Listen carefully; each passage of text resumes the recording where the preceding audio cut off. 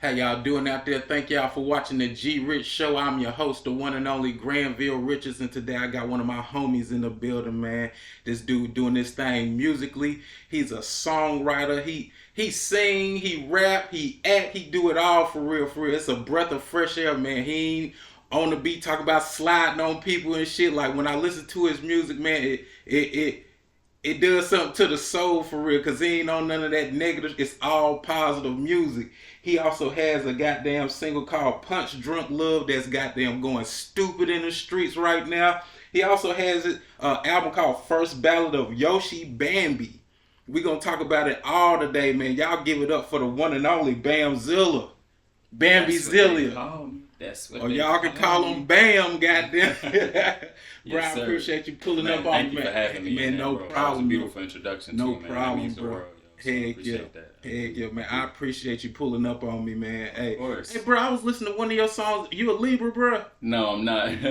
When your birthday, dog? December 20th. Okay, yeah. You goddamn sad. Yes, sir. Okay. Right Okay. He repping for the Sages in yes, the building sir. for sure. Yes, sir. No crazy Sages that like to travel and go everywhere. We can't stop, man. It's a fire that just keep burning. Y'all like to be on the move and like to travel, like to see new places and shit. Yeah. For That's sure. factual. Yeah, that's the life, man. I'm definitely looking forward to doing that more, especially with the music now and whatnot. It's just giving me more incentive to do that. You know, For sure. And I never really identified with that specific characteristic of the Sagittarius growing up. You know, I've always been just pretty settled with where I am. But we could talk about it. But I lived in LA for a little minute, and that put a bug in my spirit for sure to just like get out more. You know what I'm saying? How long did you stay in LA, bro? Shit, I was in LA for 4 years, like 4.5 years type shit. So you originally from Charlotte, yeah, and you moved out to LA. What made you move to LA, bro? Man, the timing, bro. It was just like, honestly, I got an uncle out there. Shout out to Buddha Black, man, shout OG out in the game, man. You know what I'm saying? Super OG from New Jersey. You know, he was living in LA at the time, about 20 years, and he was watching me doing my music thing. At that time, I was getting it about 2 years in. I started around 2014, and so around 2016, my life was just I was kind of getting stagnant, you know what I'm saying? And honestly, I was starting to get into some of the wrong shit, trying to live a lifestyle that would help me maintain the art, to be real. So I started kind of getting into illegal shit and fucking around with them niggas like that. Shit really you know what I'm saying? And but at that same time, my uncle had the resources to say, it's about that time that he come out, because since a kid, we always spoke about it. Even before I started pursuing anything, I think that everyone could see that I had the potential to pursue anything. Yeah.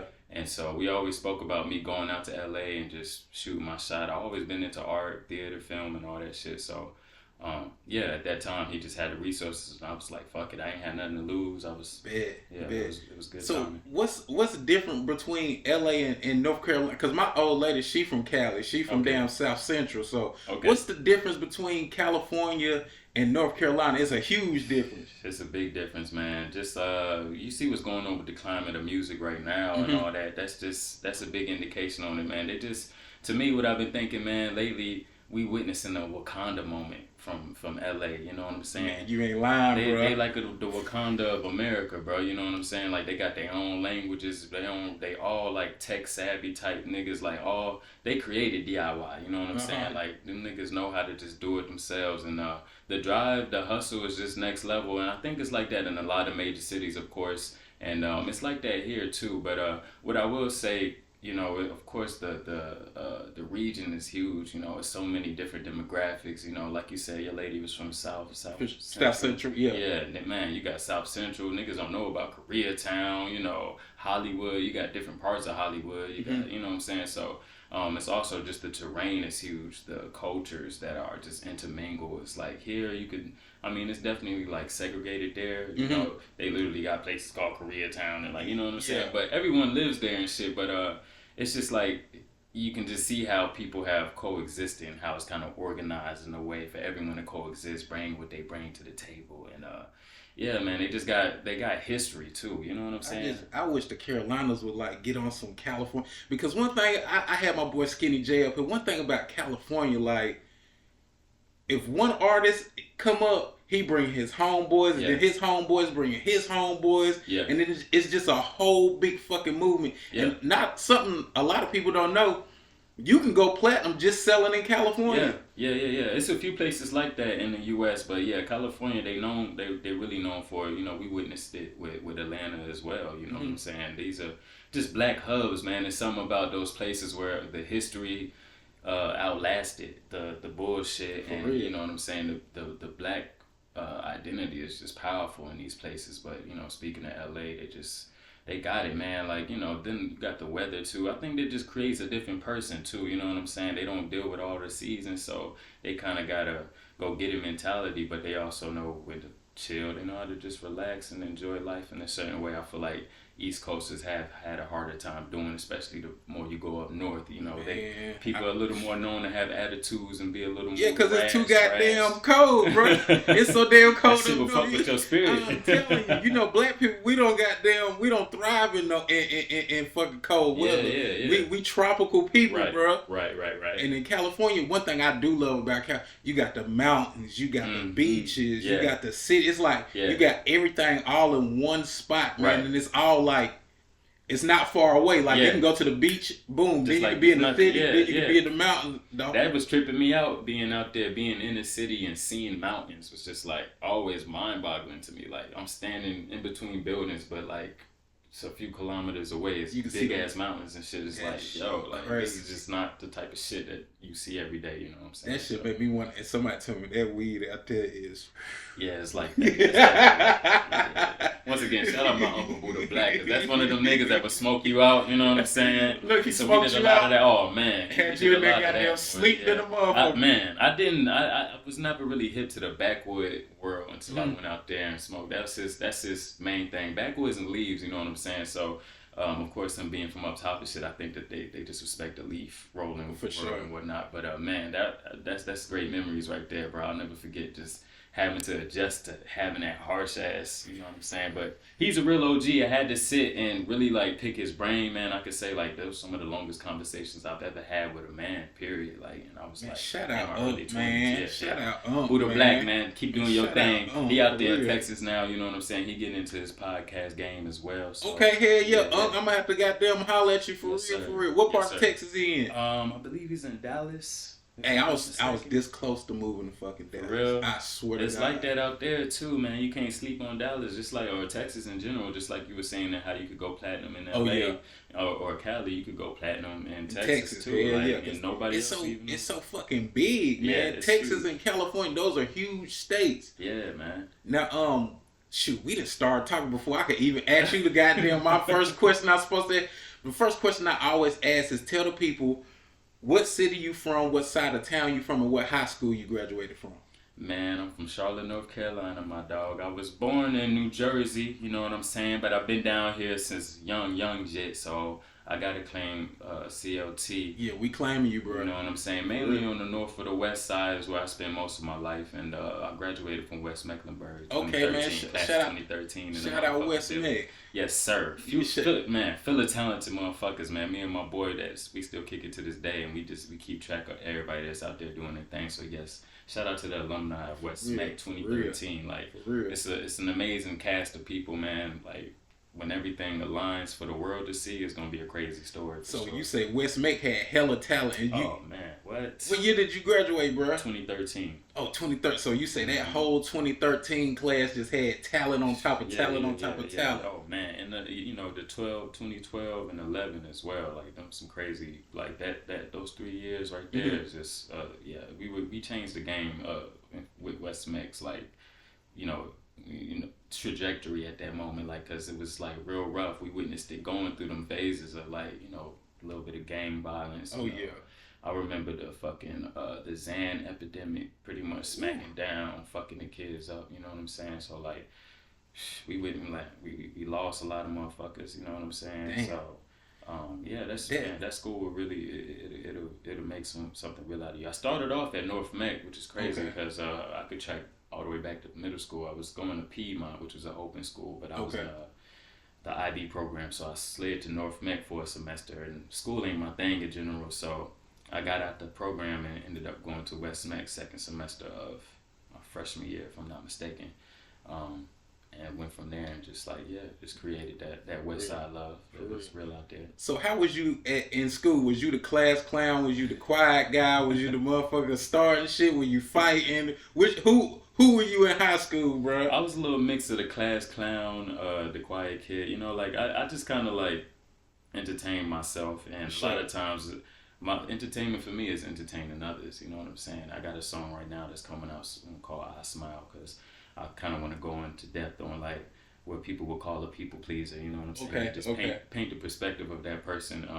But yeah, so at times I was like in front of everyone. I never mind like being put on the spot. You know, I'm a kind of reserved person, but I do have the gift of just like going with the flow and improvisation. So bro say if you put me on the spot, goddamn, I could get. Yeah.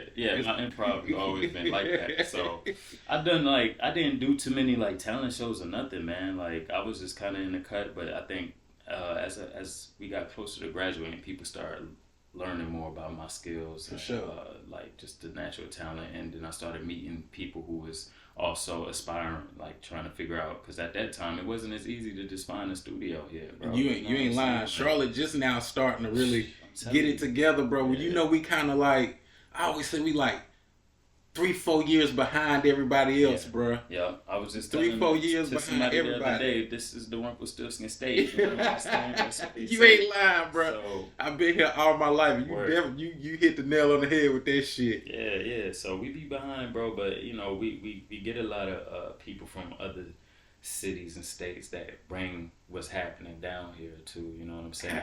How you feel about that? Because I know a lot of people they get upset when other people from other states, people in Charlotte in general, and I'll be, and how I feel, I'm like, you got people coming from New York, I feel like they bring like, them niggas from New York know how to dress and put that shit on, bro, for real. Them niggas from up north know how to put that shit on, so when you got people coming from other places, from California, from New York, from Texas, from Florida, and they all coming to one state, it's just like a big goddamn on different. Everybody got their own style, bro, and I love that shit because Charlotte's so behind. Like you got niggas still wearing Coogee, bro.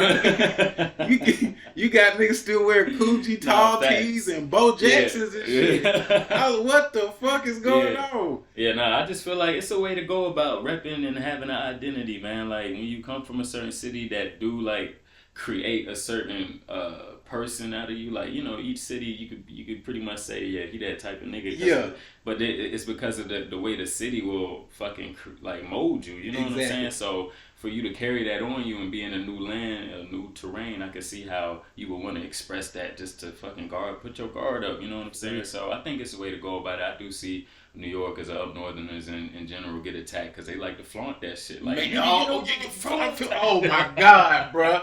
I ain't got no problem with nobody from New York, but except for you niggas that come down here and be like, you know, back in New York. Yeah. Back in New York. Right. Back in New York. Oh, nigga, take your ass back to New York then, bro. You here now.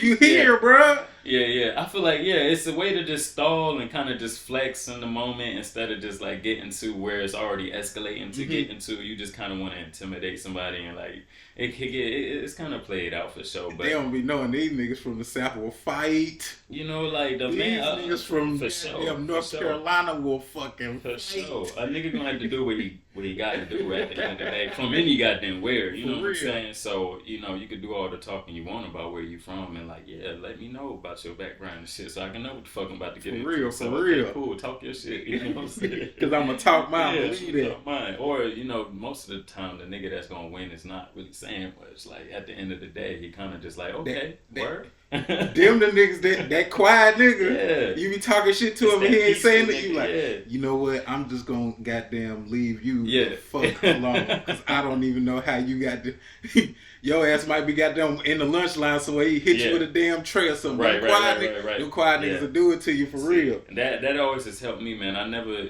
we talking on that conversation, but I never really had none of that type of altercations in my life, man. And a lot of times, whenever it got there, it is my demeanor that has kind of, made people just be like, all right, I'm gonna just leave this motherfucker alone right here, you know. And usually, you know something, the calmest nigga, bro, the coolest, calmest nigga, if you push him to like that point, it's so hard to get him to turn down, bro. If you get him to that point, bro.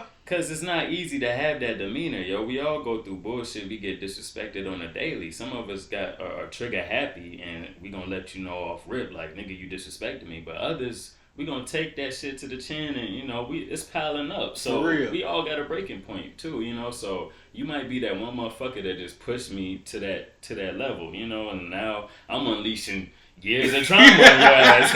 I got years of trauma. I've been holding back, nigga. You just thank you, actually. I appreciate it. Now I'm finna whoop your ass, bro. You better chill out. Yeah. Now, growing up, did you grow up with your mom and your dad, or just your mom, or just your dad? I grew up with mainly my mother. She got remarried. I guess when I was in elementary school. For sure. Shout out to John Boy from Fairmont, North Carolina, right, North Kakalaki, sure. NC State alumni and shit. He's like a basketball legend and whatnot. So he stepped in and definitely implemented a lot of like work ethic in my life, and just like a lot of game on just how to stay focused and handle tasks and not be a half-ass type nigga. You know what I'm saying? Like, sure. You see what time I showed up today. Like early. We not early. He showed up early, y'all. He was at the wrong house. He pulled up to the wrong. I'm looking like he said, "Bro, I parked." I'm looking outside like you got the wrong to the essays house and shit. Like, whoa. Yo, they pulled up too as I'm getting. I know they like, car. What the fuck? She played it cool. She didn't even look at me. I'm like, okay. I'm like, no, she went in the house. Who's that? It's a black man outside. I say, hold on. God damn. I'm like, oh shit. Hold on, bro. Give me a sec. I about to reverse it all the way. I said, man, let me chill. I'm already wilding in this nigga neighborhood already. That's a good introduction to me, man. I'm rough around the edges, bro. You know what I'm saying? Like, I try to get there. I'm gonna try my hardest at the end of the day, man. It's a few occasions where it's like I try to make it on time, but the universe will test you. You know what I'm saying? And just be like, yo, you can't always be in control type shit. I done got flat tires on the way to show out the city type shit, you know what I'm saying? So I know what it's like to just roll with the punches, and if I got the opportunity to be on time, nigga, let's get it in. For real. So what you doing? You say you doing shows out of town. What's your favorite city to do shows in, bro? Man, right now I gotta say I had a show in Asheville that changed my life, man. Asheville, the Mouse? Yeah. I've had a few shows there that are really good, man. Shout out to Asheville because they've showed so much fucking love, bro. It's 2 venues out there that I've done with Nod Chud, actually. Nod Chud is the plug, man. Shout out to Nod Chud, man. That's my motherfucking brother, man. I know he gonna be on the show soon, so yeah, we're gonna go ahead and plug that in, man. Look out for that. But he got the plugs on a lot of venues. So when I got back to the city, it's crazy. He changed my life while I was in LA. That's a nigga that just know a lot of people. So how y'all know each other? Man, when I first got in, like I said, in high school, me and a few folks, we started to pursue this shit, like for real.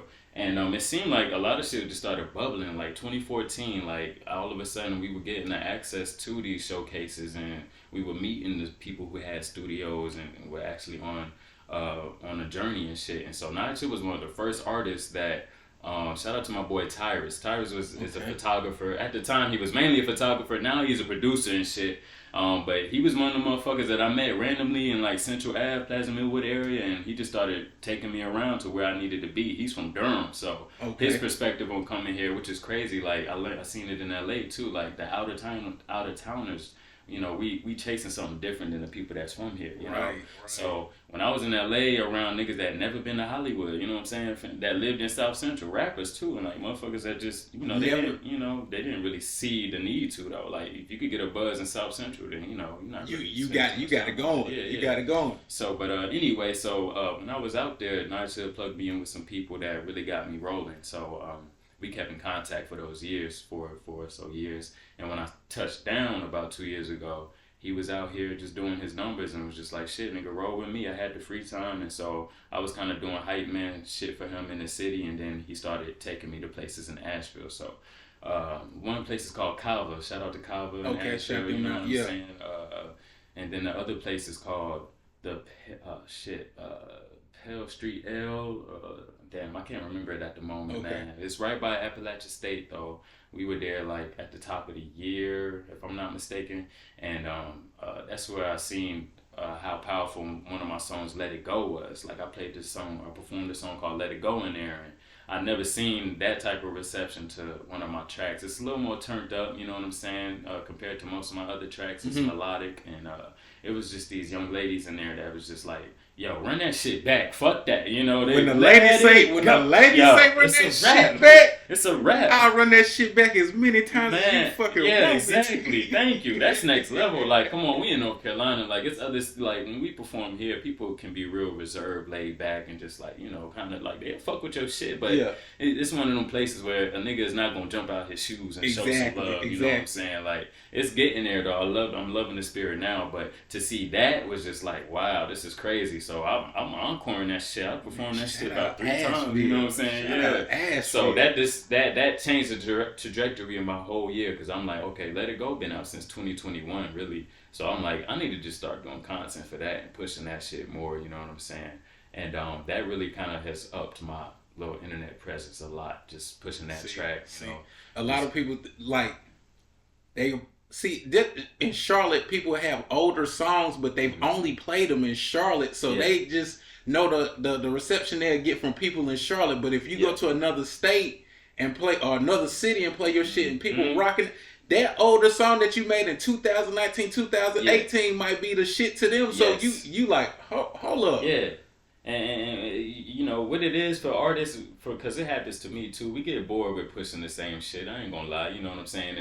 If you heard my song 10 times this week, you know I heard that shit 1,000 times. Exactly, because you done performed it all. Yeah, a piece of it is just being like bored with the track, being ready to go to the next one. You know what I'm saying? And also just not having the resources or the platform to really get a full reaction the way you would feel fulfilled. And like, you may not know how hot your shit is. Like you said, do it in another city, in another little demographic, and people might really fuck with it. So that was one of the ones. I never really performed it. Like, it was getting a little bit of love through the streaming, but I never really performed it. And I did a little bit of content because I like to like piece together my own content on this app called InShot, where I just like screenshot footage, old, you know, retro footage from the 70s, or like, and I like to do like nature footage and shit like that. I'm Bambizilla, you know what I'm saying? Yeah, I be seeing like a lot of, I look on your Instagram and it's like, your picture is like some art shit. It's not like, no, well, I'm just taking a picture here. Like, bro, I can tell like you take your time and how you take your pictures, bro. And I can also tell, bro, like, the way you dress is different, bro. The way you dress is not in a bad way either, bro. Because like I say, niggas in Charlotte still wearing Coogee, bro. Niggas just stop wearing that fucking baggy clothes and the Coogee. Cut that shit out. Yeah. Like, bro, have on a suit jacket with the goddamn, with the tie and shit, with a nice hat with the goddamn, the little satchel shit. I'm like, bro, fresh to the motherfucker, man, bro. Appreciate you, bro. I appreciate you. I wish I could goddamn dress like that. I can't get it together. I'm stuck in Charlotte, bro. I'm stuck in that. So you be on that Charlotte shit too? Yeah, you might catch me with the Coogee on, bro. I ain't gonna lie. I'm talking about myself. Hey, yeah.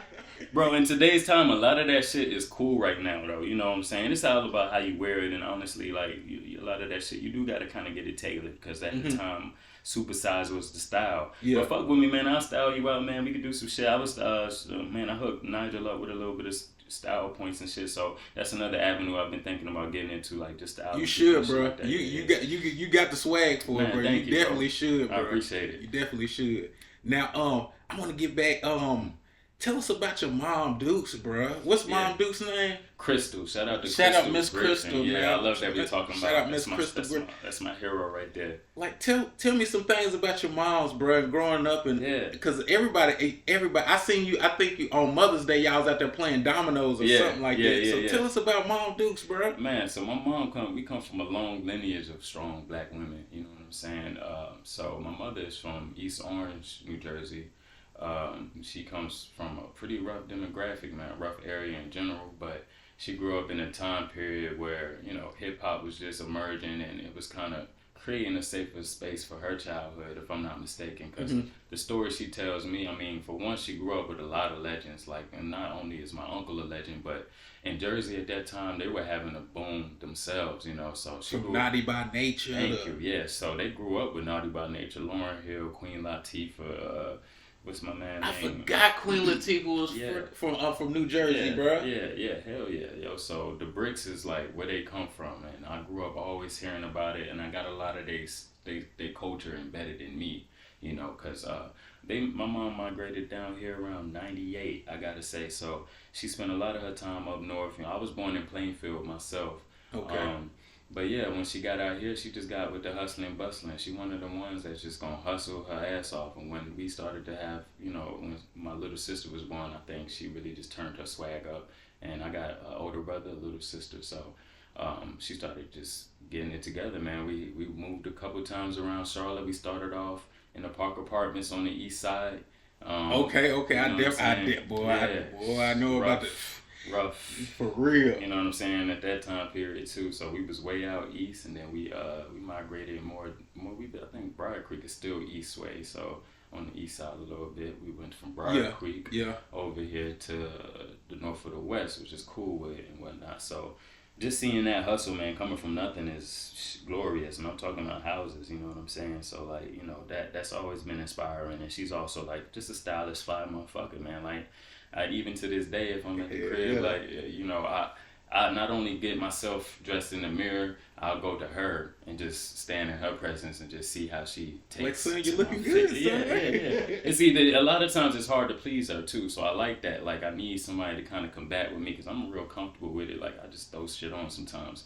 And so sometimes I need someone to be like, no, don't do that. And I just like, you know, I like to just go with the flow. And like, it's a key to creativity is being able to take constructive criticism. Like a lot of people don't know how to constructively criticize without hurting your feelings, and that's tough. For real. But like, and some people don't know how to take the criticism. Yeah. And that's what I mean, because it's like, it can hurt your feelings, man. It's some shit that it comes from your spirit. It's connected to you. But anyway, she's one of them people, like real expressive, you know what I'm saying? Always taught us to just be wise and move with a lot of pride and look like we are somebody, no matter what. Before I even, you know, could prove to her that I really was a true artist, I think I was showing signs as a child.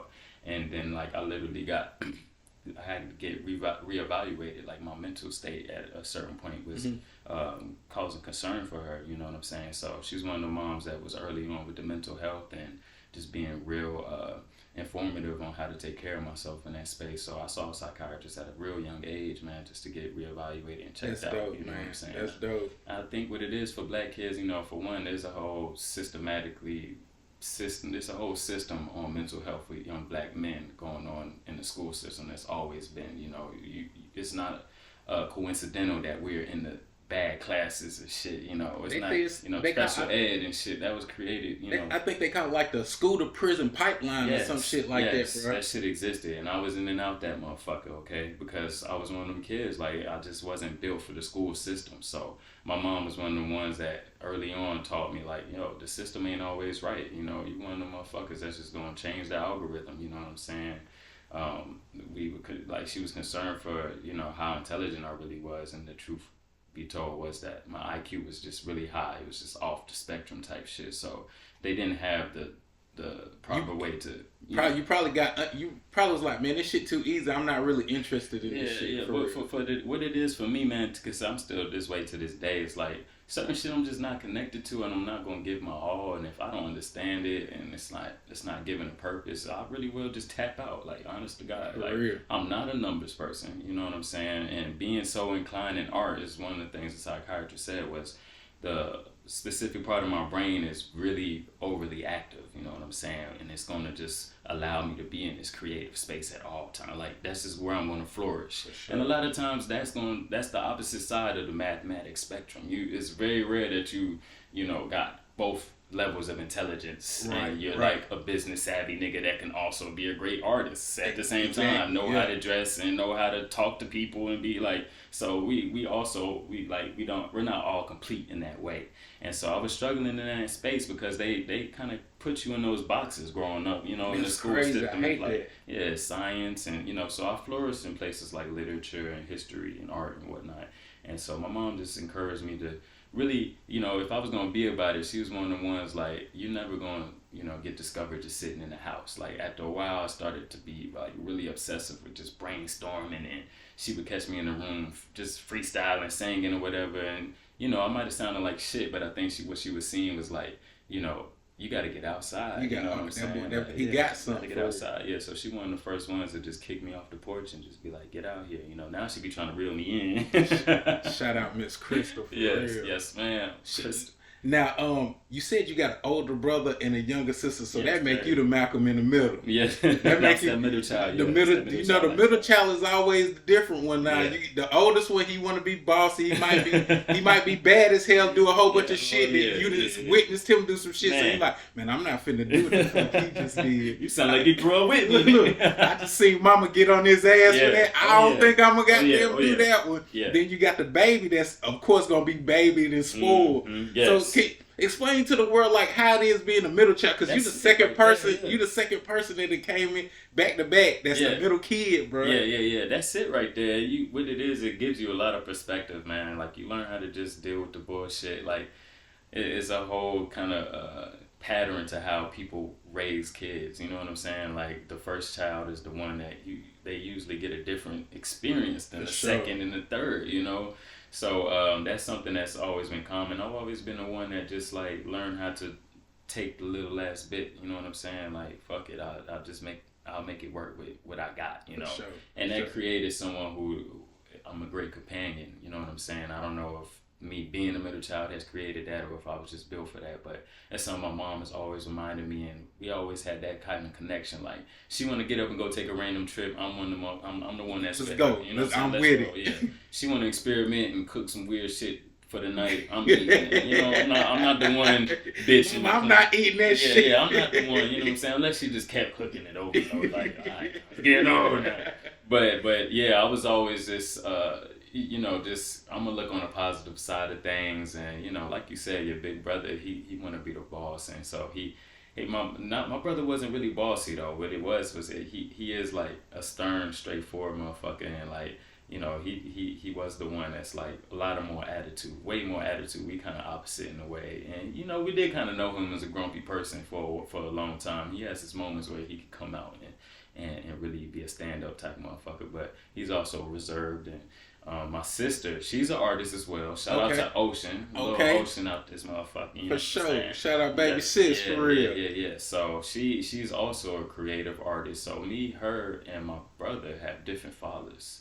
And so I feel like that has really kind of created different monsters with me and my sister. We are like on some Michael Jackson, Janet Jackson shit, like for real. So y'all kind of like locked in. Yeah. We real locked in, and really like yin and yang. So we do need our distance a lot, but I think it keeps us from being combative, and we don't have a lot of drama and issues, because we know how to give each other space. You know what I'm saying? Like they kind of know me as being a little bipolar. You know what I'm saying? That's how they see me, but I'm the middle child, so I gotta be able to vary my energy in different ways and shit. Absolutely. You know what I'm saying? A lot of times I couldn't control how my environment was. You know what I'm saying? Like we did grow up sharing a room and shit like that, and So, but nowadays, you'll catch her out and about doing her singing and rapping and whatnot. She's also a stylish motherfucker as well, being. Sis, you gonna have to pull up on me for real. Yes, you got it. Sis gonna have to pull up on me for real. Yo, she's lit, and she's lit. She's gonna have this bitch lit. You gonna think that it's 20 motherfuckers.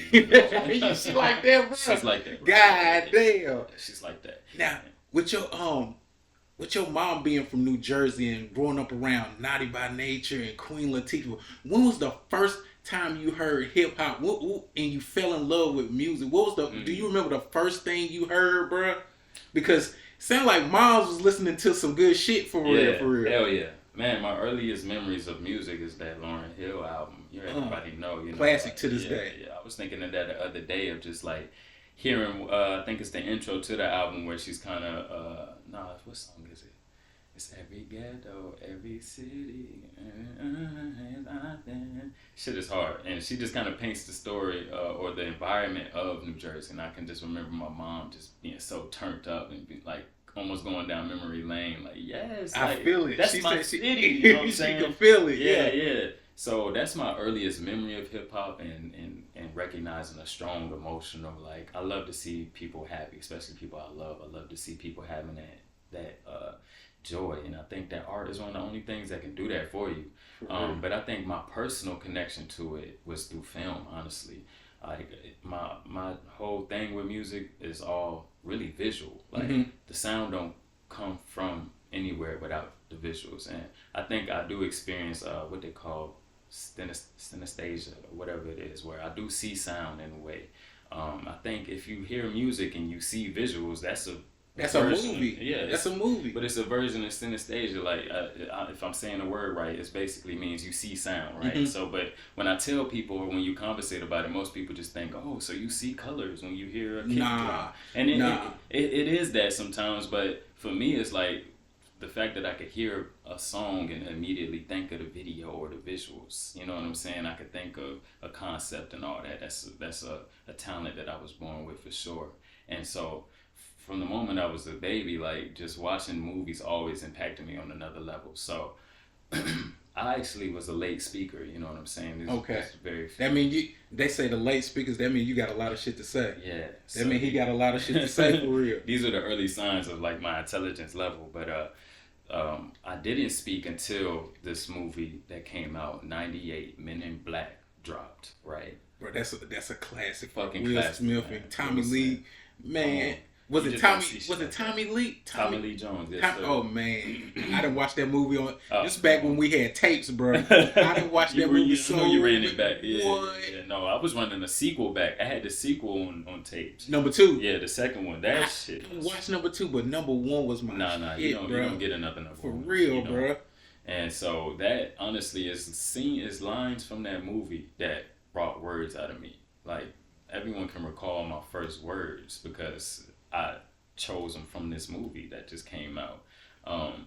Apparently we were in my grandmother's house, and my cousins and everybody was there, and I was mimicking my cousin all night. Like, just every time she laughed, I would do the same laugh. She got like a Rosie Perez voice in general, so it was like real high pitched, like you know. So they say like, what the fuck, like all of a sudden, like, and then apparently when it was quiet enough, they were talking about me, and I just stopped and was like, you know what the difference is between me and you?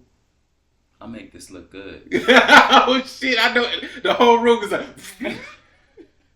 what the fuck he just say? Yeah, yo. Straight up, that's the story I've been told. I don't remember it, but it coincides with my experience with music and sound. And also, Will Smith was one of my, idols as a kid, and someone that I always was inspired to kind of, I see myself going there. He's one of those people that icon. When you grow up and you find your niche because you see it and you say, oh, I could do that. Even if it look crazy as fuck, the average person might be like, nigga, how do you do it? But Will Smith did it all. Will Smith was hell of an actor. Yeah. Hell of a rapper. Motherfucker, Summertime still got it. You can bump that shit forever. Bro. And goddamn Will Smith used to put that shit on, bro. You can't say he wasn't. Watch the Fresh Prince, nigga, if you need some style tips. Who was fresher, Martin or Will Smith, bro? I give it to Will, man. And Martin be putting it. He did though. Yeah. Days, and I used to bro. love how Martin would tuck his shit in with the big belts and shit with the snapback. But Will Smith did similar shit. What I loved about Will though, he was innovative. He knew how to, like, if you see him on Fresh Prince, he turned the jacket inside out. Yeah. He seen the crazy print and said, that's fresh. Like, to me, he just embodied hip hop in that golden era. You know what I'm saying? Where we stopped looking like disco niggas. Like, we started to look like, look like the creative kids in the street. Run DMC. Them niggas had on jeans, skinny jeans and Adidas. You know what I'm saying? So when I think of that, like, Will Smith was cut from that cloth, but of course he had the J's on his feet though. He was more like on the athletic side of the game. But I love to see how, like, his patterns and he always had crazy hat choices too. Like, Martin did too though. That's a good one, bro. I ain't gonna lie. Bro. Martin had some shit, but I think his color palette was a lot more subtle than Will Smith had different colors on. Yeah, he had some crazy ass colors on that coordinated, where Martin would do a lot more color blocking. Like, he's known for that 8-ball jacket. You know what I'm saying? Like, it's like he's a little more structured with his. So but I think that my style is a lot like Will Smith's anyway. So that's why I would give it to him for sure. Yeah, for sure. Now, do you remember your first time ever getting into the studio and actually, like, making a track, bro? Hell yeah. Was you nervous when you got in there?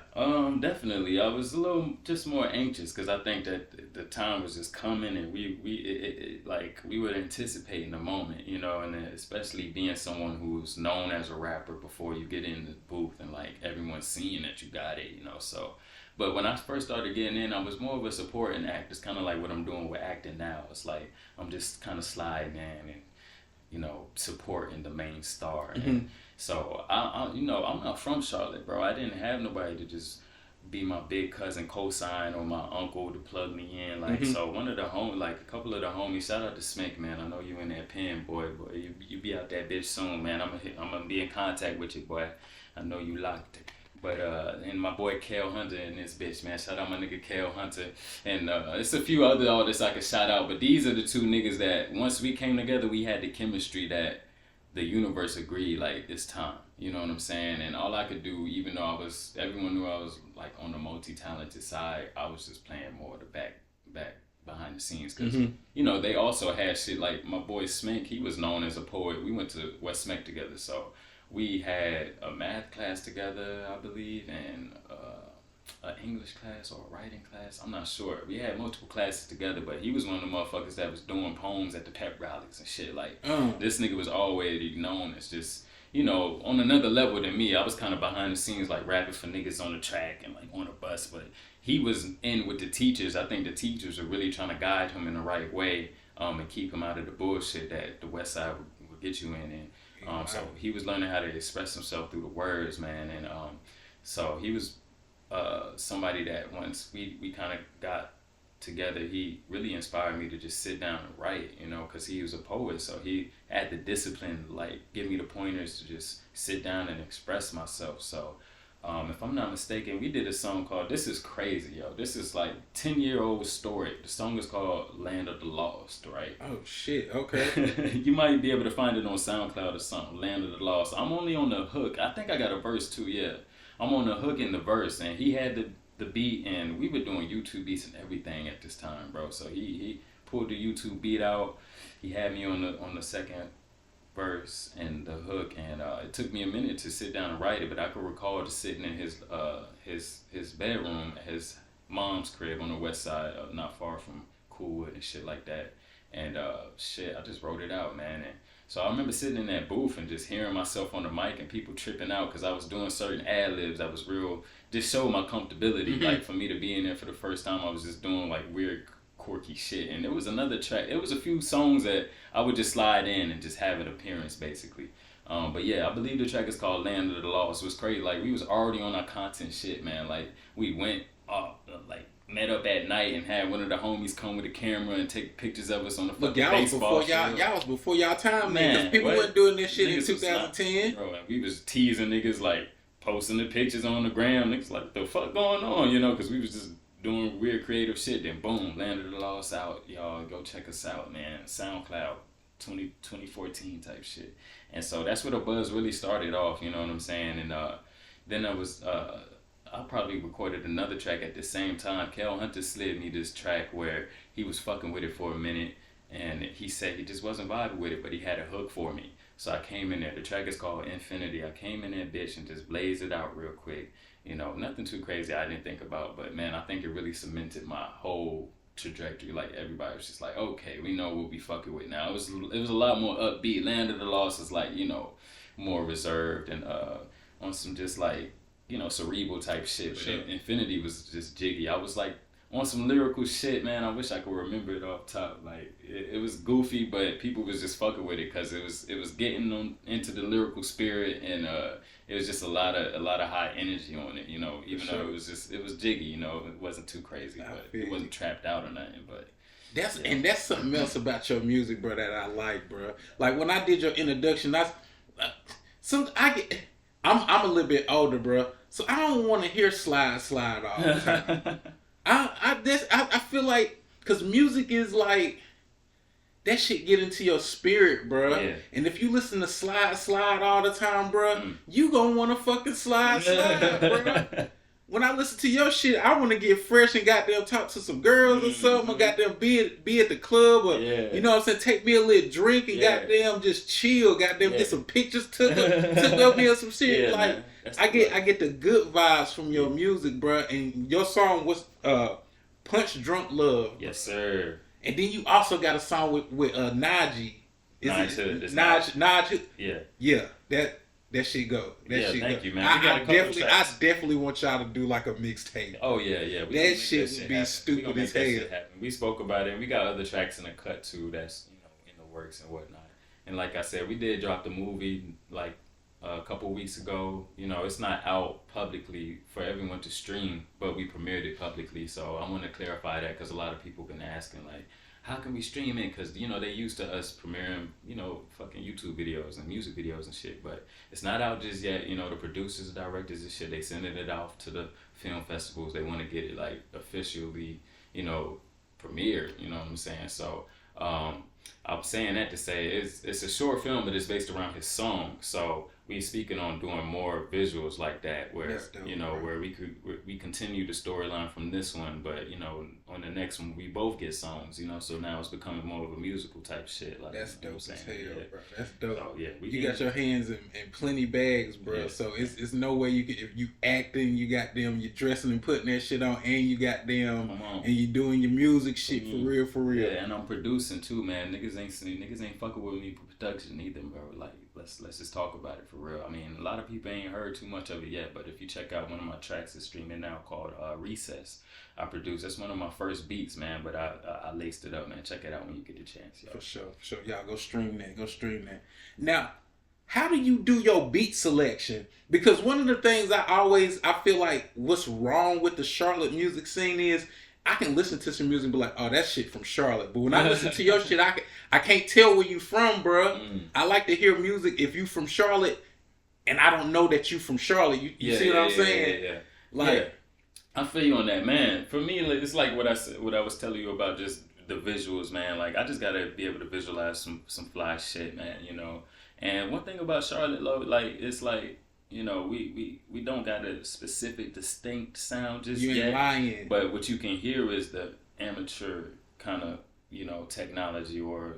You know, a lot of people still got to step their production up. You know what I'm saying? Rumpelstiltskin shit. Yeah. 4 years back. So, and I'm just talking about just like how it sound, not even like the selection of the beat. You know, because that's kind of objective. But of course, you do want to sound like like you kind of modern. Like in today's time, the sounds are like clashed. We're not so regional. Like you and what it is for me. I just like I got a certain mission when I do this shit. Like I always been the outcast, always been the misfit.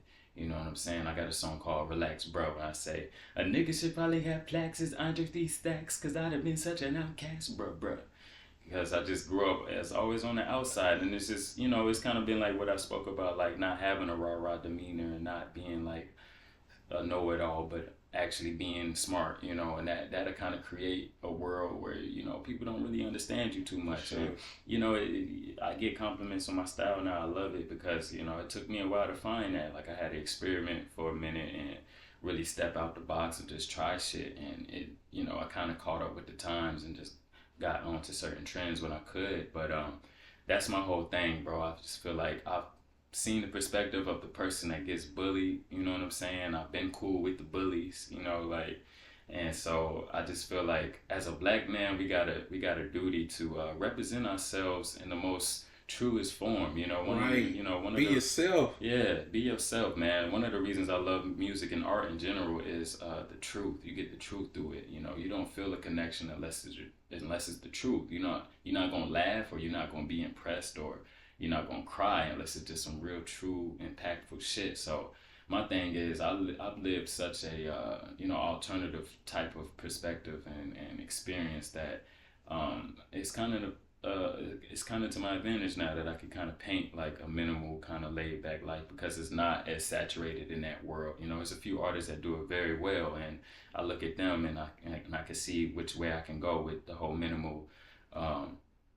But just unique personality. Mm-hmm. So my name in general is kind of something that embodies my mission, which is to just show the complexities of the black man. Like the combinations of being animalistic but having godly intentions, and like coming from the God body, but being human. At the same time, like I am a aggressive person. I am a sweetheart. I can be smart. I can be not know. I could be clumsy. I could fuck up, and I could be on my shit, like but a lot of times we get put in certain boxes as black men, what I'm saying? And I feel like certain industries have exploited us out of a certain image, and they have had fun painting us a certain way. And I grew up looking up to people that showed us you could be a nerd, you could be you could be inspired by something that's not, you know, you can be inspired by shit that's not self-destructive, you know, because that's the trend, right? Like, we love sex, money, and violence and shit, but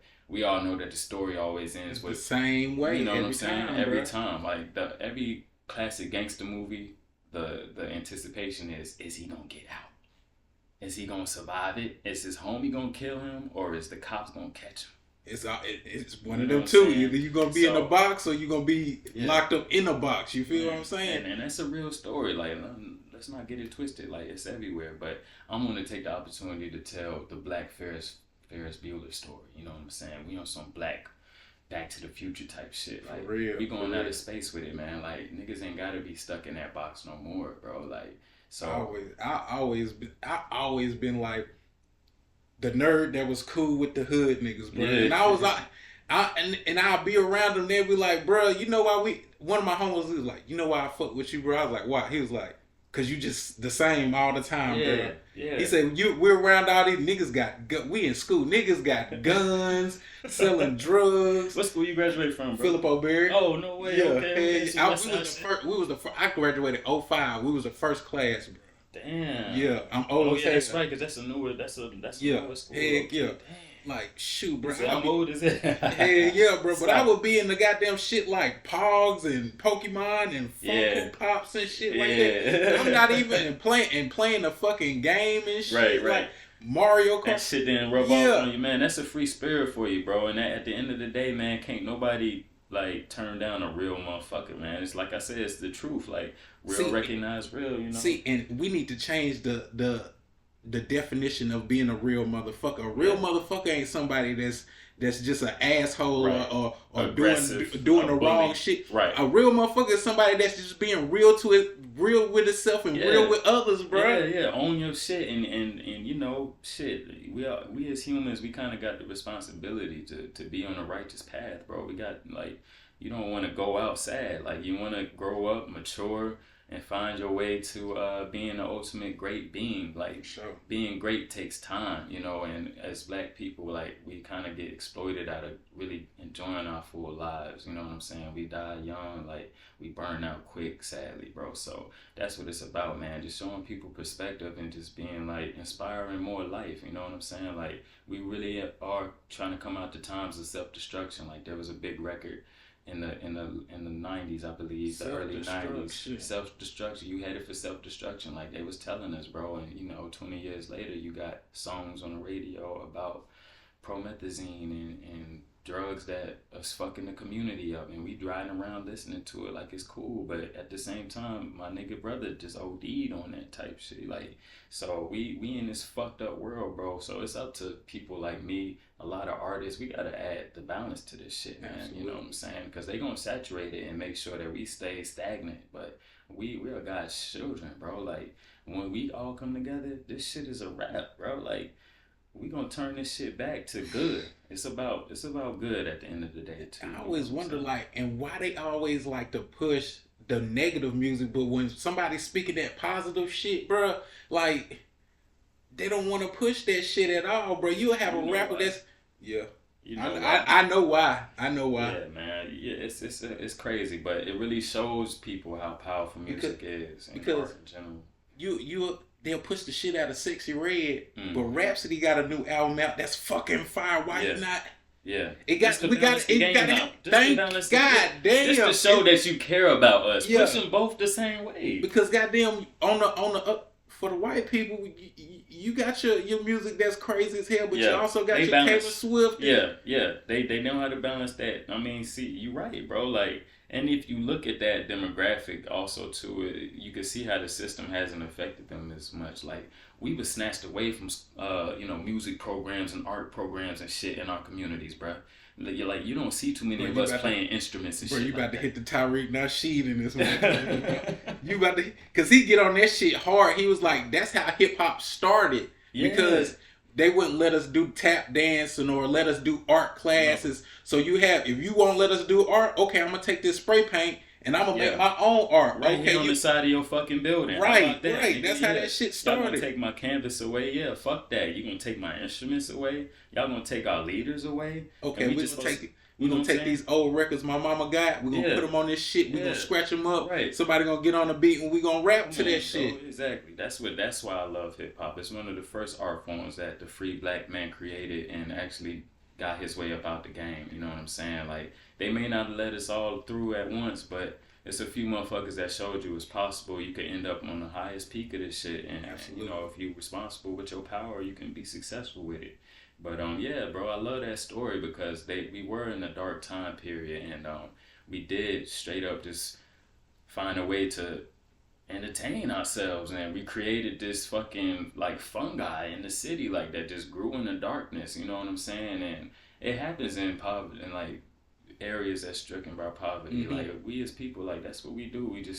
That's what people do. We learn how to fucking evolve, and like art is one of the ways we just get it out and just go back to the bullshit. But it just so happened that the shit was just so great that you couldn't ignore it, you know. Just like, and at the same time, punk rock was happening not far from where hip hop was being born. So the two clashing the two just, you know, turned that area upside down. You know what I'm saying? Sure. They was witnessing the city get burned down and shit. Like, bro, like this shit is not a game. Hip hop ain't just a fucking radio thing, bro. Like this shit has saved lives. This shit has giving people hope. Where we lost, you know, King, we lost Malcolm X. We've seen people try to stand up and be positive, and that's where it all started. Like the shit started off with positivity and party music. You know what I'm saying? Like, so that's one of my ultimate connections to hip hop in general. Like I'm very versatile when it comes to it, but hip hop is my native tongue. You know, I got a certain love for my people, and I think that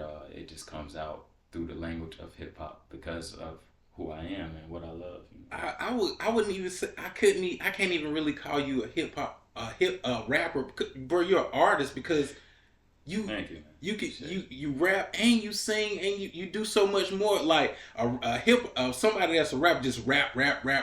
He can't do a hook. He can't goddamn. Cassidy is a rapper, bro. You're an artist. Man, thank you. Who's a Conway the Machine? He's a rapper.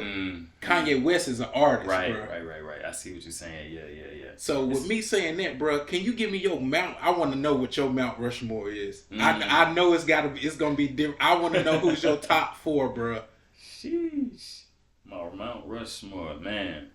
I gotta put Michael Jackson up there. Okay, hell yeah, Michael the king Jackson, of this shit. King of this shit. And then you gotta put the Prince right beside that nigga though. Prince is also in my Mount Rushmore. So shout out to Prince Rogers. Then you gotta put Ye right behind him, Kanye.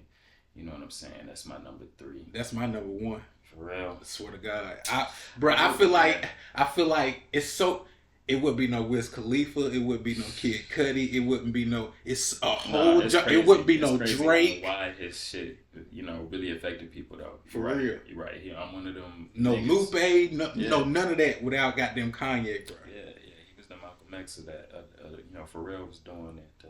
You know, Martin Luther King way. I feel like, and then Kanye was more like aggressive with it, like abrasive and tactical. So he got to go up there. You know, I would put him number 1, but I know he was inspired by Prince and Mike, and I studied them. You know, so I see how they impacted, and it's a long lineage of great artists. Yo, if you're gonna do this shit, you gotta look at the ones that inspired the nigga that you love. You know, exactly. If you really want a full grasp on it, and that's what Michael Jackson did too. That's what you can't surpass him because the source material that he fucking absorbed and was inspired by is just next level. You know what I'm saying? They say Mike studied James Brown. Yeah, I mean James Brown, countless people, bro. Like you name it, he's one of them people. Like a true artist, he steals from any barrel. He's not gonna like discriminate and just try to stay in a box. No.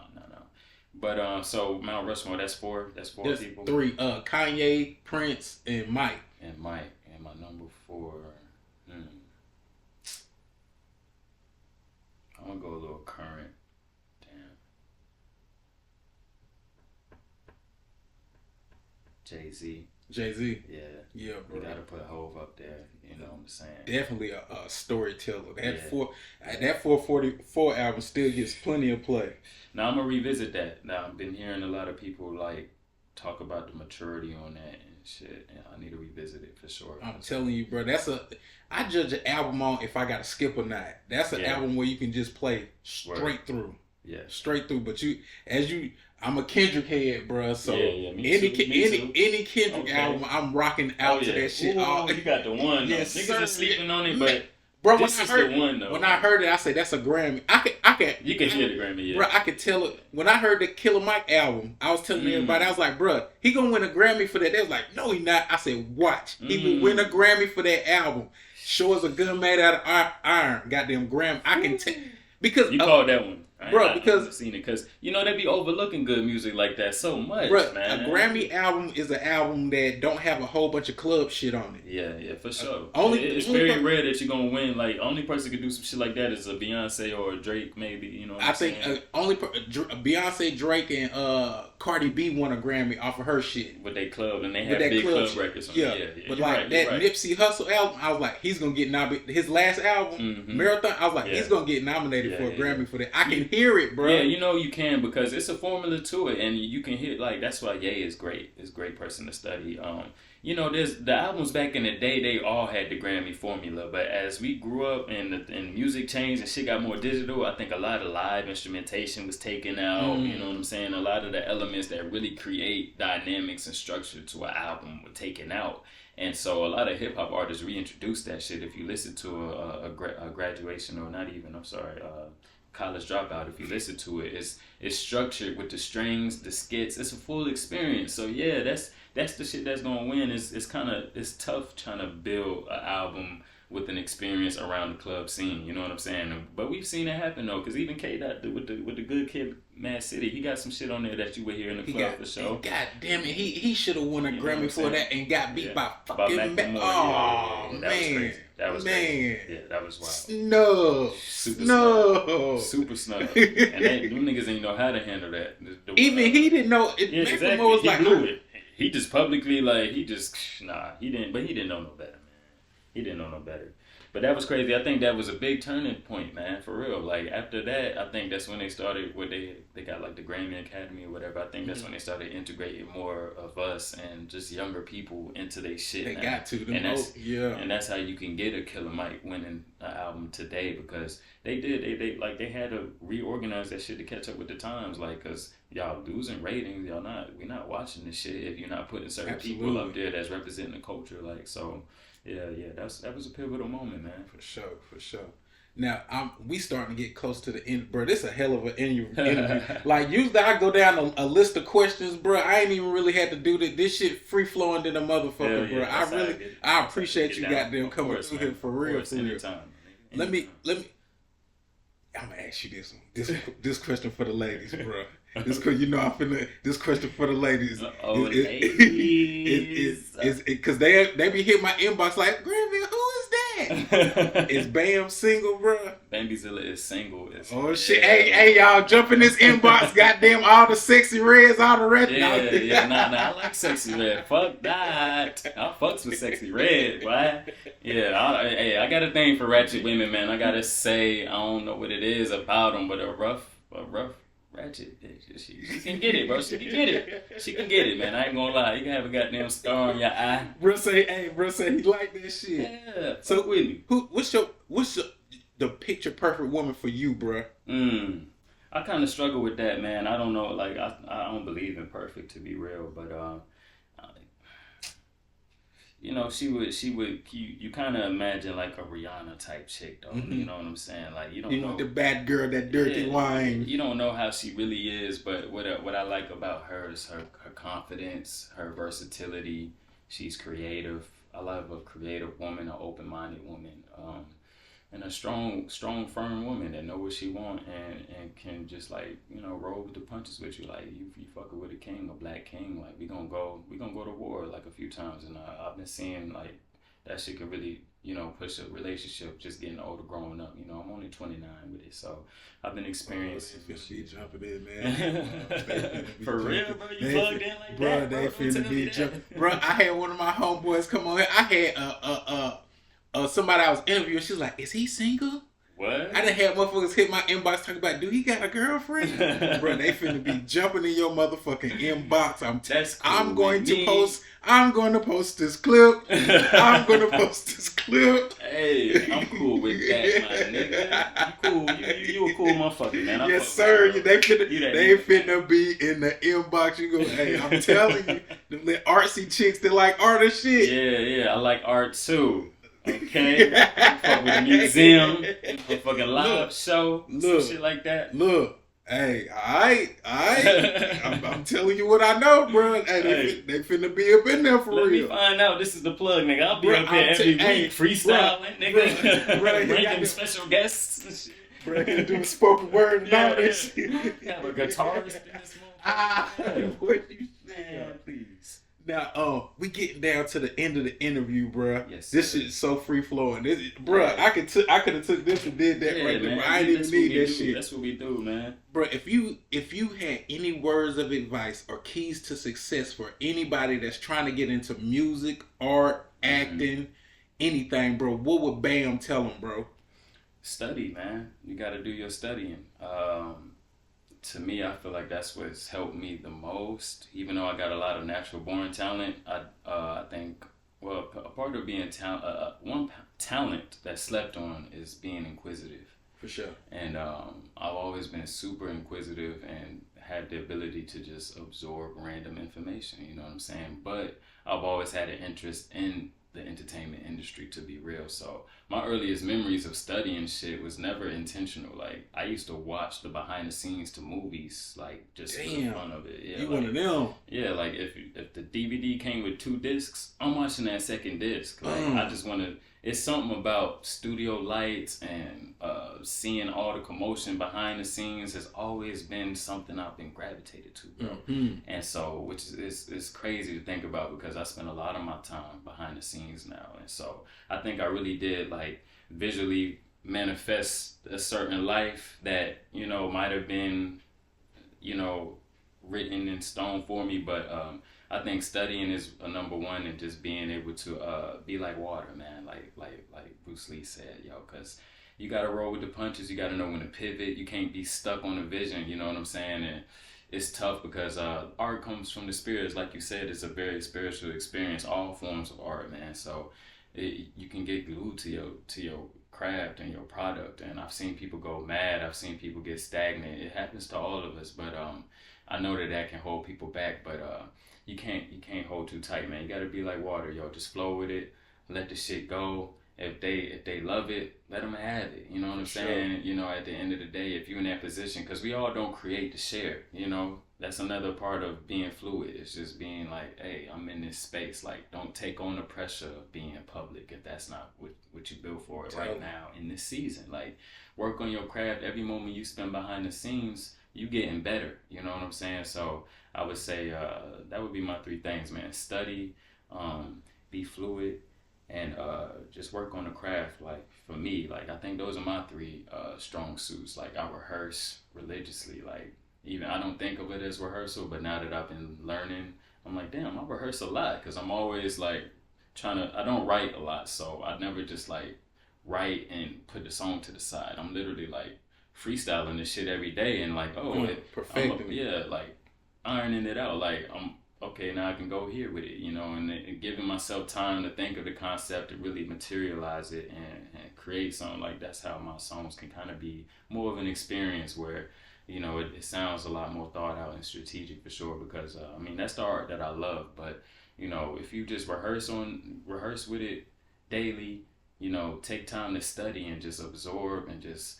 watch some shit that you don't fuck with. Like, just if it's got some hype behind it, go find why it was so hot. What made it move people? What made the shit timeless? Like, you want to be timeless, bro, and it's a formula to it. Like, this shit is not, you know, it's magic, but the thing about magic is it's a formula to magic. You know, it's a book that you could read and say, oh, this is how you levitate. This is how you pull a rabbit out of a hat. Yes, yes. Like, that's what music is. You know, that everyone can do it. You just got to read the shit, study, you know what I'm saying, and sharpen your skills, be fluid, and, like, you know, take the punches, learn how to just crafted and molded to the best way to fit into the universe. Because you just want to fit in with the universe, bro. You don't want to. You might want to be on top, but hey, you don't know if you're really built to be up there just yet. Right. You know what I'm saying? Maybe you do know, but once you're there is when you should focus on it. You need to be more in the moment, though. You know what I'm saying? Be in the moment and have fun with the shit. You know.